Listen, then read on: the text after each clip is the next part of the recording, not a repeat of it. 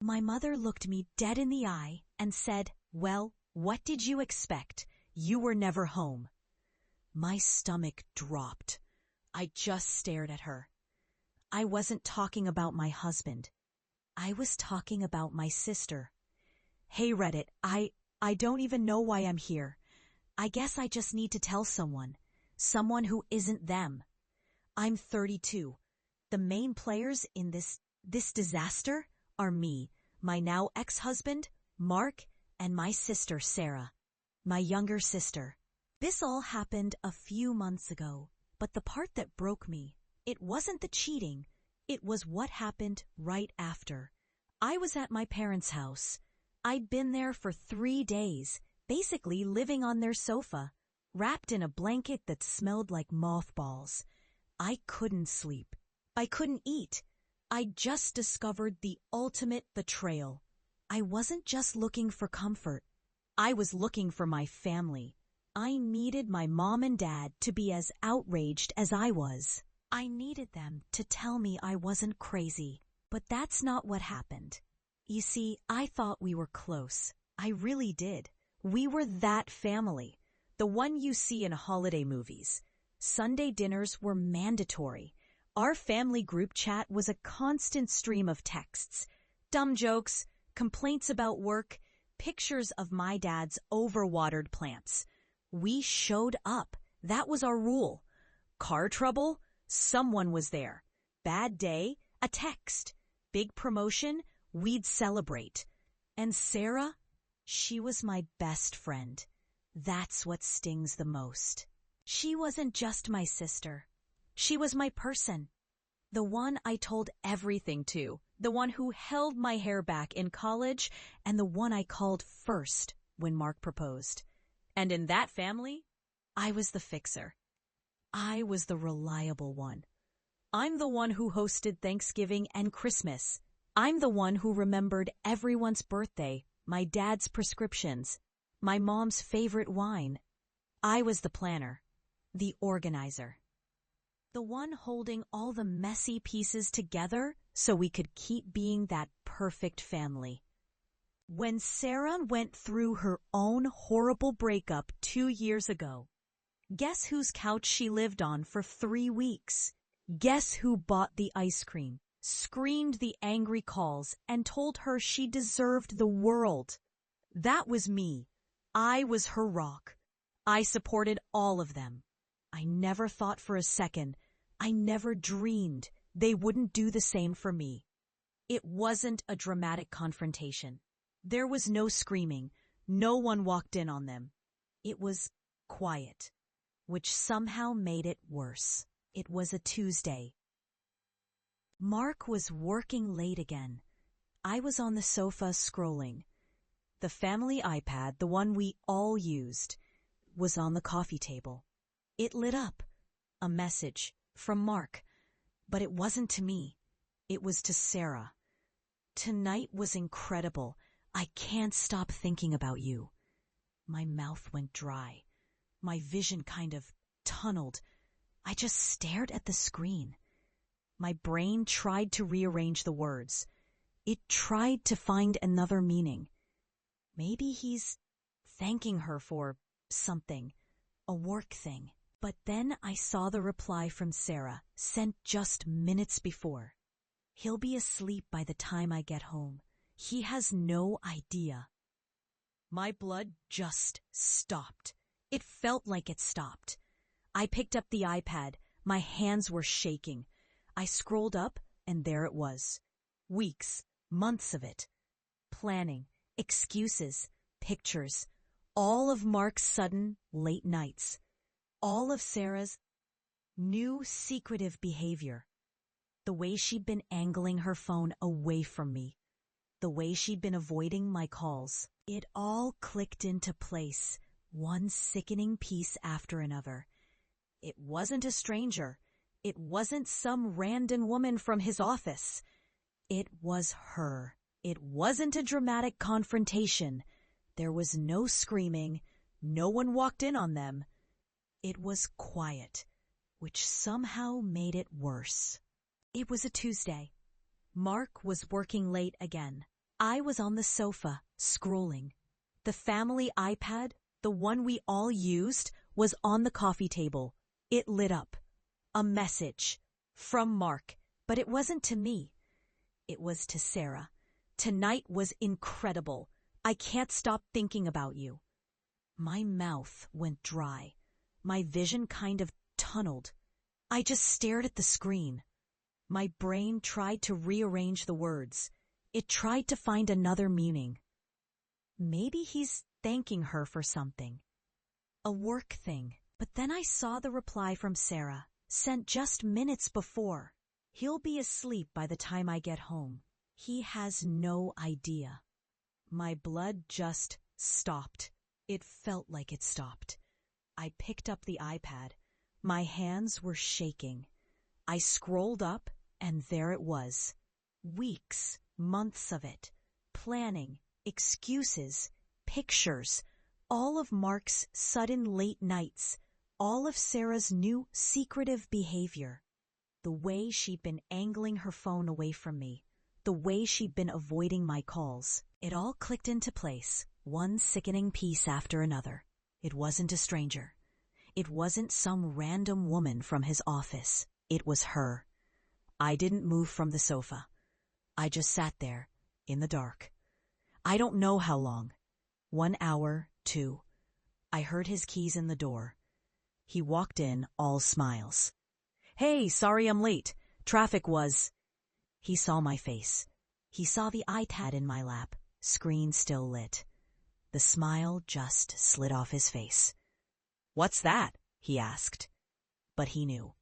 His voice was too high. I didn't yell. I didn't cry. I think that scared him more. My voice was flat. "She'll be home before he's asleep. He has no idea." Mark's blood just drained from his face. He started stuttering. What? It's not, it's a joke. It's not what it looks like." Pathetic. Then the excuses came. It just happened. "You've been so distant lately. We were just talking." I held up my hand. I just couldn't listen to it. I couldn't have this filth in my house. "Pack a bag," I said. He blinked. "What, can't we can talk about this? We can go to therapy." No. That one word, it was so cold. It came from somewhere deep inside me. "No, we're not doing therapy. You need to pack a bag, and you need to get out of my house." The marriage was over. Just like that. In an instant, it evaporated. He tried to argue. He cried. I just pointed to the bedroom. I listened to him pulling a suitcase out of the closet. The sound of drawers opening and closing. The front door opening and then closing. The silence in the house was loud. That's when the shock wore off and the grief hit me like a truck. I couldn't breathe. My whole life, my future, gone. But even as I was choking on it, one thought kept me upright. I have a safety net. This was horrible, yes. But I had my family, my mom, my dad. They would be furious. They would wrap me up. They would handle this. I had my family. I drove to my parents' house. I hadn't slept. My eyes felt like they were full of sand. But I remember feeling this little spark of relief. I'd made the decision. The marriage was over. That part was done. Now my family would take over. My mom would make me tea the way she always did. My dad would pace the kitchen, his face getting red, muttering about what he was going to do to Mark. They would be my armor. I walked in without knocking. They were at the kitchen table, reading the paper, coffee cups in hand. My mom looked up. "Honey, you look terrible. Are you sick?" I couldn't build up to it. The words just fell out of my mouth. Mark cheated on me. My mom's hand flew to her chest. Oh, honey, no. Oh, that bastard. With who? My dad stood up from his chair. That son of a... I took a shaky breath. I just needed to say it, get it out. With Sarah. Everything stopped. The air in the kitchen just went solid. My dad, he just sat back down, slowly, like his knees gave out. My mother, she didn't look at me. Her eyes, they darted to my father's, just for a second, but I saw it. It wasn't shock. It wasn't horror. It was something else, like calculation. The first words out of her mouth weren't, "How could she?" They weren't, "Are you okay?" She said, "Oh no." Her voice was a whisper. How will this affect the family?" I just stared at her. "What?" "It was just a mistake, honey," she said, her voice turning suddenly gentle, pleading. "It was a terrible mistake." My dad cleared his throat. He wouldn't look at me. He was staring at his coffee cup. He must have been lonely. You know, you work so much, honey. Lonely. My voice cracked. Lonely. Dad, he slept with my sister. And Sarah, my mom cut in, her voice getting stronger. Sarah is just, she's lost right now. You know how she is. She's young, she's impulsive. She just makes silly choices. I couldn't feel my hands. She's 28. She's not a child. She did this to me, your daughter. And that's when my mother's face changed. The fake sympathy was gone. Her face got hard. She stood up, and she looked me dead in the eye. "Well, what did you expect? You were never home." I flinched. I actually flinched back, like she'd slapped me. "You are pushing her away by being so angry," she said, her voice low and sharp. "Don't you dare break this family apart over a man. Don't break this family apart." Her words just hung in the air, and in that second, everything became horrifyingly clear. I looked at my mother's hard face. I looked at my father, who was still refusing to meet my eyes. They weren't protecting me. They weren't even thinking about me. They were protecting her. They were protecting the Sunday dinners. They were protecting the group chat. They were protecting the idea of our perfect family. My pain, my betrayal, it was just an inconvenience, a mess I was making that they needed to clean up. My entire life, I had been the fixer, the good daughter, the reliable one, and the one time I needed them. This is what I got. Excuses, blame. My realization was cold. It settled over me like ice. I wasn't just losing my husband. I had already lost my family. I had never had one to begin with. The tears that had been stuck in my throat for days just dried up. The grief vanished. It was replaced by nothing. Just a cold, empty quiet. I picked up my peas from the counter. My mom's face faltered. "Honey, don't be dramatic. We just need to talk this through." I looked at her. Really looked at her. "You've made your choice," I said. My voice didn't even waver. "So have I." I turned around. I walked out of the kitchen. I didn't run. I walked past the photos in the hallway. All of us, smiling. The perfect family. I walked out the front door. I didn't slam it. I just closed it. I got in my car. The silence was deafening. It was just me and the sound of my own breathing. I pulled my phone out of my pocket. I opened my contacts. Mom, block. Dad, block. Sarah, she was already blocked. The family group chat. Leave conversation. Block all members. I sat there for a minute, in their driveway, completely, utterly, terrifyingly alone. And then I put the car in reverse. and I drove away. The next few weeks, they were a blur. There's a logistics to the trail. No one talks about that. I had to pack up a house, our house. Every box I taped up, my hands aching from the plastic gun, it felt like sealing a coffin. I had to talk to lawyers. So many lawyers. I learned words I never wanted to know.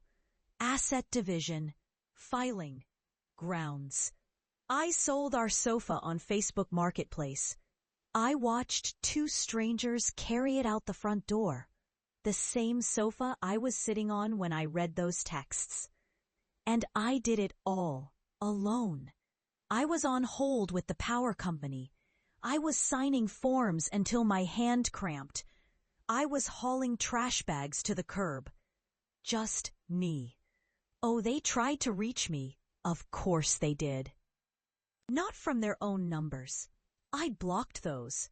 No, the messages came from my aunt, my cousins, people I hadn't spoken to in months, all of a sudden blowing up my phone. The texts, they weren't apologies. Not one "I'm sorry." Not one "How are you holding up?" It was just guilt, aimed right at me. This is tearing your father apart. You need to call him. Your mother is worried sick. This isn't like you. The worst one, the one that made me almost throw my phone. It was from my aunt. Sarah misses you. She's a mess. She just wants her big sister.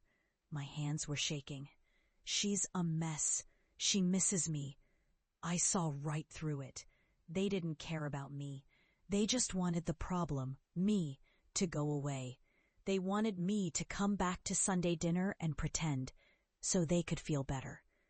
I finally got my own place, a small, sterile, one-bedroom apartment across town. The night I moved in, I didn't have any furniture, just a suitcase and a box of toiletries. I didn't even have a bed yet, just a sleeping bag I bought at Target, rolled out on the carpet. The silence was so loud. And that's when I finally broke. I wasn't the fixer. I wasn't the angry wife. I wasn't the cold daughter. I fell apart. I sat on that floor, in the dark, and I cried. I cried for my marriage. I cried for my sister. But mostly, I cried for the family I thought I had, the one I loved. That was the real bottom. The realization that my entire past, every holiday, every "I love you," every Sunday dinner, it was all a lie. I don't know how long I sat on that floor. Hours, maybe. But eventually, the crying, it just stopped. My eyes were swollen. My throat was raw. I was just empty. I picked up my phone. My thumb just hovered over the screen. I opened my contacts. It was a reflex, I guess. To call. Who? My mom's name wasn't there. My dad's. Sarah's. They were all gone. I kept scrolling. Past work colleagues. Past my dentist. Then I saw her name. Jen. My college roommate. We hadn't really talked in, God, almost 2 years. Life got busy. I got busy being the perfect wife, the perfect daughter. I stared at her name. What was I supposed to say? Hey, long time no see. My husband slept with my sister and my family disowned me? My fingers typed out a text. It felt so small. Hey, Jen, are you free to talk? I'm going through something. I hit send. I expected nothing. A "sorry, crazy busy, maybe tomorrow." Who is this? My phone rang. Instantly. I almost dropped it. I fumbled to answer. Hello. Hey, Jen's voice was exactly the same. Warm, no nonsense. What's wrong? What do you need? Just like that. What do you need? And I don't know why. I just told her. All of it. The texts, the iPad, Mark's stupid, stammering face, my mother's cold eyes, my dad looking at his coffee. It all just spilled out. I was sobbing again, a messy, ugly cry. Jen didn't say, "Are you sure?" She didn't say, "Maybe you should talk to them." She just listened. And when I finally stopped, just breathing hard into the phone, she said one thing. "They did what?" And then, "I'm on my way. I'll be there in an hour. Don't move." She showed up with 2 sleeping bags, a bottle of cheap wine, and a bag of tacos. She didn't say much. She just sat with me, on the floor, and we ate tacos in silence. It was the first real kindness I'd felt in weeks. A few days later, Jen sent me a link, a local divorce support group. I cringed. It felt so pathetic, like a daytime TV movie. But I went. I walked into this community center rec room, stale coffee, folding chairs in a circle, and I sat there. I just listened. A woman was talking about her husband leaving. A man was talking about fighting for custody. And the relief? It was overwhelming. I wasn't crazy. I wasn't alone. These people, they got it.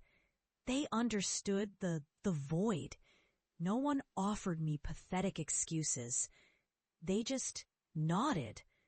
I needed something else, something physical.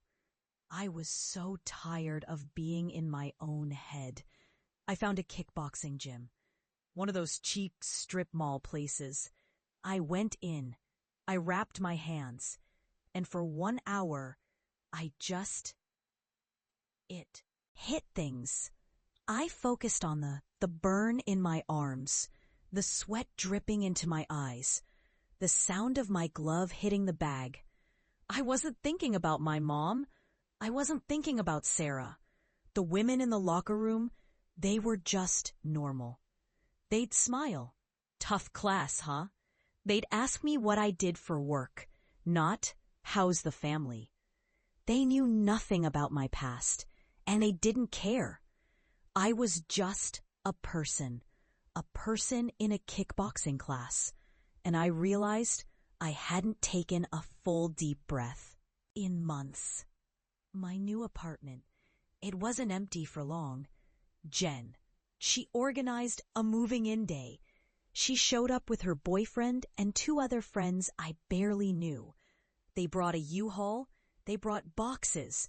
They brought a sofa, an old, comfy one from Jen's basement. They didn't ask questions. They just worked, hauling my life up 3 flights of stairs. Her boyfriend just set up my bed frame, just did it. I tried to pay them. I offered them pizza money. Jen just waved me off. "This is what people do, dude. Shut up and label a box. This is what people do." The women from the support group, they became my lifeline. One of them, Maria, was a paralegal. She spent 2 hours on the phone with me, going over my lawyer's paperwork, line by line. She told me exactly what to ask for, what not to sign. She saved me thousands. The others, they just listened for hours on a group chat over bad coffee. They'd let me rage. They'd let me cry. They never once said, "Aren't you over this yet?" At work, I was just a ghost. I was doing my job, but I was hollow. A coworker, let's call him Alex. He's in a cubicle next to mine. He's quiet. One day, he just put a cup of coffee on my desk, didn't say anything, just put it there and walked away. The next week, he stopped by my desk. "Hey, a few of us, we do trivia on Wednesdays at that pub down the street. It's dumb, but it's fun. You should come." My stomach turned. "Oh, I don't." It's just trivia, he said. He wasn't pushing. He was just offering. We're terrible at it. Team name is Quiz Tima Aguilera. It's bad. 7 p.m. if you want. I almost didn't go. I stood outside the pub for 10 minutes, but I went in. And for 2 hours, I just laughed. We were terrible. I think we came in last. But no one knew my story. No one was looking at me with pity. We were just 4 people arguing about, I don't know, the capital of Bolivia. These small things, a used sofa, a cup of coffee, an invite to a dumb trivia night. They weren't grand gestures. They weren't big sweeping family declarations of loyalty. They were just small acts of kindness, and they were rebuilding me piece by piece. By the way, if you're already feeling this, if you know what it's like to have to build your own support system, hit that like button. It's nice to know you're not the only one. For about 6 months, there was just silence. I'd finished the divorce. I'd settled into my apartment. I was okay. Then, of course, the text came. It was from a cousin I hadn't blocked. One of those flying monkeys, as my support group called them. A long, rambling message, and buried in the middle of all the "we're all so sad" junk was the update. Of course, Mark and Sarah tried to make a go of it. They actually tried. They moved in together into a new place, and of course, it imploded. It lasted, I think, 4 months. 4 months before the thrill wore off. 4 months before they had to look at each other every morning and realize what they'd done. Realize who they'd done it to. I wish I could say it made me happy. It didn't. It just felt inevitable. Like watching a building already on fire finally collapse. It was just pathetic. And my parents, according to my cousin, they're miserable. Their perfect family, the one they threw me out of just to keep it looking shiny. It's shattered. Sunday dinners are tense. The group chat is quiet. Sarah is apparently a mess back living at home. Mark is God knows where. And my parents, they're just stuck in the wreckage they created. A few weeks after that text, a new number popped up on my phone. It was my mom. "Honey, we miss you. Your father and I, we just want our family back. Can't we just, please, move past this? It's been long enough." I stared at the message. Move past this? Not, "We are so sorry." Not, "What we did was unforgivable." Just, "Can't we move past this?" Like I was the one holding the grudge. Like I was the one still making things tense. I didn't feel anger. I didn't feel anything. I just pressed my thumb to the screen. Block number. The door isn't just closed. It's not even there anymore. It's just a wall. So that's where I am now. My life, it isn't perfect. My apartment is still too small. And my job is, well, it's a job. I still have bad days. Days where the ghost of my old life, it aches. Days where I hear a song or smell something, and I'm right back on that sofa. But here's the thing, it's mine. Every piece of cheap furniture, every bill I pay, every single choice, it's mine. Last week was Thanksgiving, the first one without them. The first one without the show of the perfect family. Jen hosted. She called it Friendsgiving. I almost didn't go. The weight of the day, it just felt so heavy. But I went. I walked into her apartment, and it was full. It was so full and loud. Jen was there, trying to figure out her oven. Alex from Trivia was there, arguing with Jen's boyfriend about some video game. Maria from the support group, she was there. She brought this amazing dish. I don't even know what it was. A few of the women from kickboxing showed up holding bottles of wine. It was chaotic. Someone spilled gravy on the rug. The music was too loud. And I stood in the kitchen for a minute. And I just smiled. A real one. The kind that actually reaches your eyes. No one in that room was related to me. No one was obligated to be there. We were just a collection of people who chose to show up.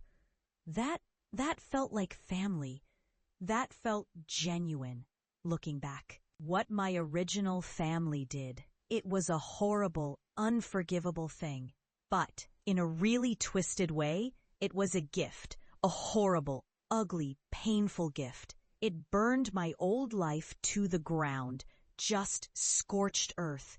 But it forced me to build a new one from the studs up. And this new life, it's stronger. It's not built on obligation. It's not built on but we're blood. It's built on choice. It's built on respect. It turns out the support you find, the support that chooses you, and that you choose back. That's 1,000 times more real than the support you're just born into. It's not perfect, but it's mine. And I really do, I think I'm going to be okay.